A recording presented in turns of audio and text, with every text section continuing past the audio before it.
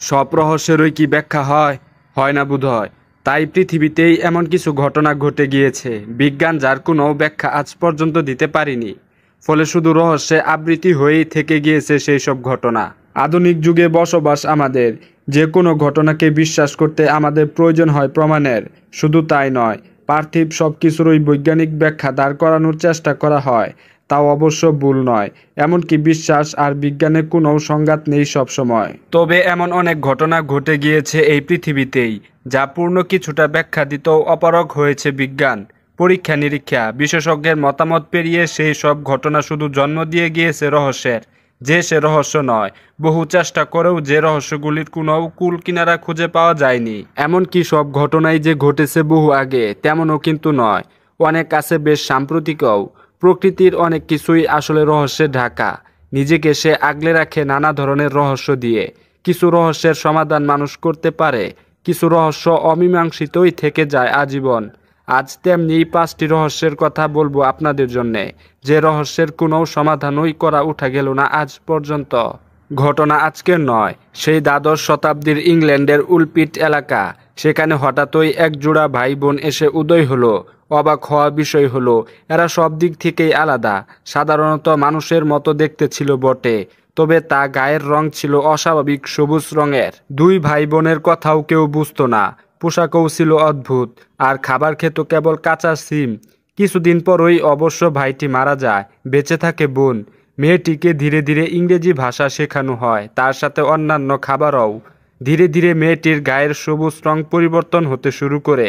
বাকিদের সে জানায় দুই ভাই বোন সেন্ট মার্টিনস ল্যান্ড থেকে এসেছে। তার কথায় সেন্ট মার্টিনস হলো মাটির নিচে থাকা এক রাজ্য, যেখানে সবার গায়ের রং সবুজ। অনেকেই তার কথা বিশ্বাস করেননি। বহু বিশেষজ্ঞও এই ভাই বোনের পুরনো জীবন সম্বন্ধে খোঁজ চালিয়েছিলেন, কিন্তু কিছুই খুঁজে পাওয়া যায়নি। অনেকেই আবার তাদের ভিন্ন গ্রহের প্রাণী বলে মনে করেছিলেন, কিন্তু রহস্যের কোনো সমাধান হয়নি। অপরদিকে আরেকটি ঘটনা, 1958 সালে জুলাই মাস, ফ্রান্সের স্ট্রসবার্গে মিসেস ত্রিফুয়া নামের এক নারী হঠাৎ নাচতে শুরু করেন। তারপর সেখানে উপস্থিত সকলেই নাচতে শুরু করেন। কিছুতেই তাদের নাচ থামছিল না। এক সপ্তাহ পর আরও বহু মানুষ সেই নাচের সঙ্গে যোগ দেয়। 1 মাস পর শত শত মানুষ সেই অবিরাম নাচে যোগ দেয়। অজ্ঞান হয়ে গিয়েছিলেন কেউ কেউ, বাকিরা ফের নাচতে শুরু করেছেন। শহরের তৎকালীন শাসকরা ভাবলেন, এভাবে অবিরাম নাচতে দিলে নিশ্চয়ই ক্লান্ত হয়ে নাচ থেমে যাবে সকলের। তাই তারা শহরের টাউন হলে সমস্ত মানুষের নাচার ব্যবস্থা করে দিলেন। যাদের মধ্যে ক্লান্তি, হার্ট অ্যাটাক ও উচ্চ রক্তচাপে প্রাণ হারায় প্রায় 400 জন মানুষ।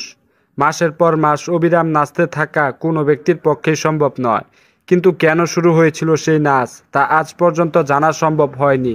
যদিও অনেকে দাবি করেন, বহুদিন ধরে অন্ধকার ও বদ্ধ করে জল আর পাউরুটি খাইয়ে রাখার পর বাইরে ছেড়ে দেওয়া হয় কিছু ব্যক্তিকে।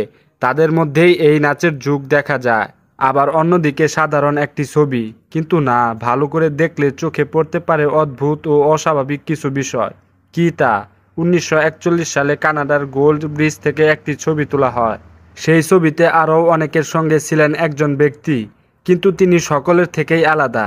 বাকিদের পোশাকের সঙ্গে ওই ব্যক্তির পোশাকের কোনো মিল নেই। মানে ওই ব্যক্তির পোশাক মোটেও 1941 সালের মতো নয়, বরং তার পোশাক অনেক বেশি এখনকার মতো। ব্যক্তিটির পরনে ছিল একটি হুডি টি শার্ট। অবাক করার বিষয় এখানেই শেষ নয়, কারণ 1941 সালের ওই সময়ে মানুষটির হাতে ছিল একটি ডিএসএলআর ক্যামেরা। কি করে সম্ভব? ওই ছবির পর ব্যক্তিটিকে আর খুঁজে পাওয়া যায়নি। অমীমাংসিত রয়ে গেছে রহস্যও। আরেকটি রহস্যের ঘটনা একেবারেই সাম্প্রতিক, মানে 2014 সালে এখনও প্রায় সকলেরই মনে থাকার কথা। Malaysia Airlines flight MH370। 8ই মার্চ 2014 সাল মালয়েশিয়া থেকে বেজিং যাচ্ছিল বিমানটি। যাত্রী ছিলেন 227 জন এবং 12 জন ছিলেন ক্রু। বিমানের ট্রাফিক কন্ট্রোলের সঙ্গে চালকের শেষ ভয়েস কানেকশন ঘটে টেক অফের 1 ঘন্টার পর, এবং তারপরই রাডার থেকে নিখোঁজ হয় কয়েক মিনিটের কম সময়ের মধ্যে। মালয়েশিয়ার সামরিক রাডারটি প্রায় 1 ঘন্টার পর বিমানটি ট্র্যাক করে যখন আন্দামান সাগর পর্যন্ত রাডার মধ্যে ছিল বিমানটি, অথচ বিমানটির নিখোঁজ হওয়ার আগ পর্যন্ত কোনো সংকটের সংকেত, খারাপ আবহাওয়ার সতর্কবাণী বা প্রযুক্তিগত কোনো সমস্যার কথা বলা হয়নি। অনেকেই সিদ্ধান্ত নিয়েছিলেন ভারত মহাসাগরেই ধ্বংস হয়ে গিয়েছিল এই বিমানটি। সে অনুযায়ী দীর্ঘ অনুসন্ধান চালানো হয়, কিন্তু বিমানের সামান্য কোনো ধ্বংসাবশেষও পাওয়া যায়নি। তাহলে কোথায় গেল বিমানটি? আজও তা জানা যায়নি। শব্দটি মনোযোগ সহকারে শুনুন।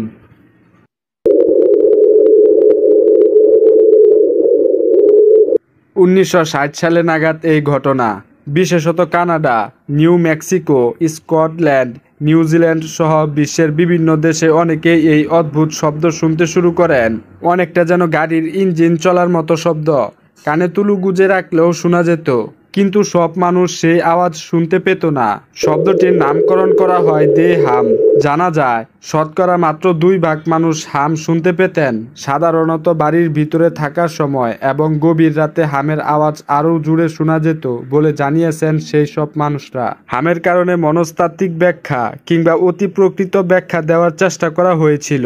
এমনকি পাথরে পরিণত হওয়া হিপ্পিদের কান্না, জনগণের চিন্তা নিয়ন্ত্রণ করার জন্য সরকার কূটকৌশল, মাটির নিচে থাকা ভিন্ন গ্রহদের যান ইউএফও এর ইঞ্জিনের শব্দ বলেও অভিহিত করা হয় হামকে। কিন্তু আজ পর্যন্ত ওই শব্দের কোনো সুনির্দিষ্ট ব্যাখ্যা বা কারণ খুঁজে পাওয়া যায়নি। তো আজকের ভিডিও এই পর্যন্তই। আপনি কি মনে করেন কোনটি সবচেয়ে ভয়ঙ্কর রহস্যময় ঘটনা? মন্তব্যে জানান এবং সাবস্ক্রাইব করতে ভুলবেন না। পরবর্তী ভিডিওতে আবার দেখা হবে। ধন্যবাদ।